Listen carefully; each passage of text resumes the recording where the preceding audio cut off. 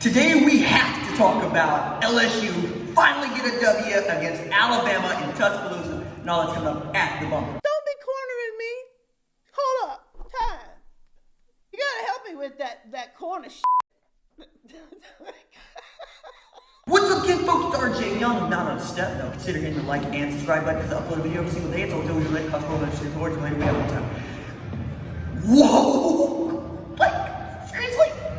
We had 87 points scored in this game. Now, check it. For those of you that live underneath that particular rock, this was the biggest game of the weekend, perhaps the biggest game in the regular season all year, between number 2, LSU, and number 3, Alabama. But we all know that Alabama had run this series for the better part of 10 years. The last one that LSU famously got against Alabama was 2011. There's been a lot that has happened in between 2011 and 2019, one of which is the emergence of the Joe Burrow. Now, Joe had a Heisman-like campaign. Now, I know everybody's going to get overdone about 390 plus yards passing, and they're going to talk about his completion percentage, they're going to talk about what he looked like running the offense, but it was those 64 yards rushing that he had, give or take, that was outstanding, because when they started to run the QB draw, particularly in the second half, Alabama didn't know what to do with it, because we're not used to seeing a guy like Joe Burrow just out there running. I mean, the only way that Joe Burrow should be running free is with a police escort.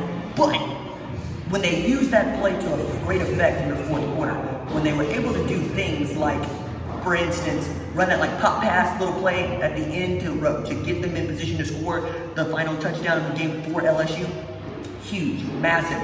Gave them the 2-score edge that they wanted, gave them the 2-score edge that they needed, because you saw that big break play that came late, but then with the onside kick, you recover, and that's how you end up winning these sorts of games. But to go into Tuscaloosa and to get the kind of win that LSU got shows you that they are ready for the challenge that comes with the college football playoff. But that's also to say that I expect them to win the SEC championship and then get in there as an undefeated team. However, this game also shows you that Alabama isn't what we thought that they were at the start of the season. The loss of Dylan Moses in the middle was so glaring today that the true freshmen in Shane Lee and Christian Harris, in effect, were pulled. In effect, were asked not to play middle linebacker anymore, and they had to move Terrell Lewis inside to cover for the myriad mistakes that those kids were making. It didn't matter that you were pretty good on the back end, because there's over 800 yards of offense in this game.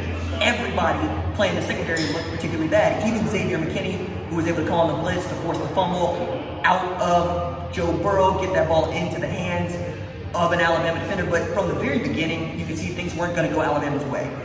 Tua Tagovailoa inexplicably put the ball on the floor. It was recovered on like the LSU 8-yard line. They went down the field. They got a score. And that was pretty much how it started, because, I mean, this could not have gone better if you're LSU. You know that your pass defense is not great, but it's good enough. You expect to be able to do something in the middle with your linebackers being able to play well, and you got outstanding play from guys like Grant Telford and Queen. I know that Derek Stingley did not play the kind of game that I thought he might play, but who did? You had 400 yards passing from Tua. You had damn near 400 yards passing from your man Joe Burrow. I mean, this was an offensive display, and for the folks that want to tell us all the time that the SEC plays outstanding defense, the folks in the Big 12 are like, welcome to hell, because now you are seeing the sort of offenses that we've been running in the Big 12 for over a decade. Actually, 2 decades if you want to throw it back to when Mike Leach was the offensive coordinator at LSU, when Bob Stoops brought him in from Kentucky because he could not stop these offenses. He wanted somebody that would hoist this on the Big 12 at a time when everybody was still playing with 2 backs in the backfield, I formation, your fullback lead stuff, right? Now, OU ended up going to that at a particular time because they had Adrian Peterson, but nobody else did, so that you're going to do that. And when we're talking about this game, one of the other things that was just outstanding to see was LSU was able to do something with the turnovers that they got out of Tua. I mean, getting that pick, just his 3rd of the season, was also massive and showed you why I would ride with these LSU Longhorns. There are 4 guys playing in their secondary at any given time that I expect to play in the NFL. I cannot say that for the Sooners. I cannot say that for Texas. I can't say that for Penn State, who also did everybody a favor by taking it out of Minnesota, and now a bunch of boomers are probably going to rank Minnesota like 16 instead of 17 next week, but that's neither here nor there. What we learned from this weekend most of all, during the first slate of games, the 11 a.m. kicks, the 2:30 kicks, is that Ohio State is the class of college football today. They showed everybody they don't need Chase Young to win football games. I get that Maryland sucks. And I get that people want to tell me that Ohio State didn't play nobody, to which I would say, one, they beat up on Wisconsin, who ain't nobody, right? They beat up on Michigan State, who ain't nobody.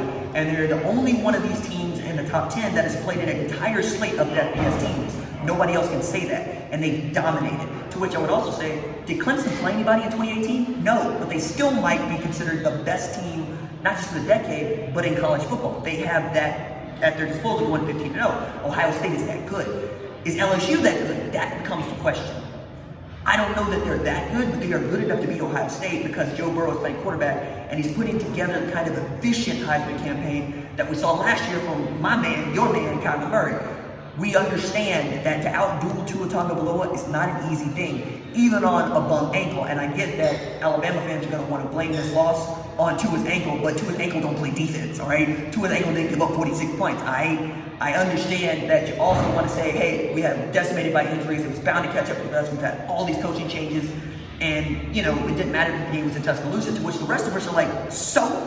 You've been the most dominant program in all of college football for a decade. Cry me a river. It's like watching Alabama go down and watching Golden State go down only gets better if I get to watch the Patriots all of a sudden that's in just burst into flames, which doesn't seem like it's going to happen this year, but it's on its way to happening. Another aspect of this LSU win that I have to bring up is the play of Clyde Edwards-Helaire. Just outstanding. Clyde to Clyde, stunning people. Like we saw that man ascend. We saw him not only see that he could run through people, but that he would joist into it, particularly in that last touchdown play, where he just decided to take the entire Alabama defense into the end zone with him, say, get on, boys, you're going for a ride. And for him to have the kind of game where he had 90-plus yards rushing, over 70 yards receiving, total, and to have that total package game, I didn't know that he was going to be able to do this. I really didn't expect him to be able to do this, one, even against Alabama and its rush defense. But that just goes to show you have weapons. Jamar Chase had one hell of a game. Justin Jefferson had a hell of a game. We all saw what this could be, but to see it come into fruition is the biggest part of this entire experience for me. Happy for LSU fans. Happy to see you undefeated. Keep up hearing. Cheers.